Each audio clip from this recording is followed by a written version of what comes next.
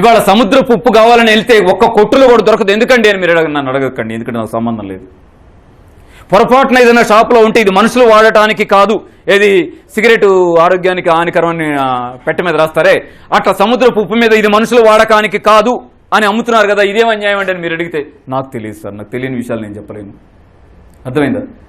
కాబట్టి తెలిసినంతలో మనం జాగ్రత్తలు మనం తీసుకోండి. ఇంకొకటి మాత్రం నాకు తెలిసింది నేను చెప్పగలను, మన అన్నపూర్ణ ఉప్పును తీసేయమంటావేంటి అనకండి. మన అన్నపూర్ణ కదా, అది అమెరికా వాళ్ళ కంపెనీ, కావాలంటే కింద లేబుల్ చెక్ చేసుకోండి, పేరు మంద పెట్టారు అంతే. టాటా మందే కావచ్చు, దాంట్లో 50% ఈ అయోడైజ్డ్ సాల్ట్లో వాటా అంతా కూడా వాళ్ళదని దృష్టిలో పెట్టుకోండి. వాళ్ళు సపరేట్ కంపెనీ పెట్టుకున్నప్పుడు టాటా కంటే మంచి పేరు పెట్టేశారు, ఏమని అన్నపూర్ణ అని పెట్టేశారు. అంటే అమెరికా నేను ఏమంటాం లేదు, తప్పది.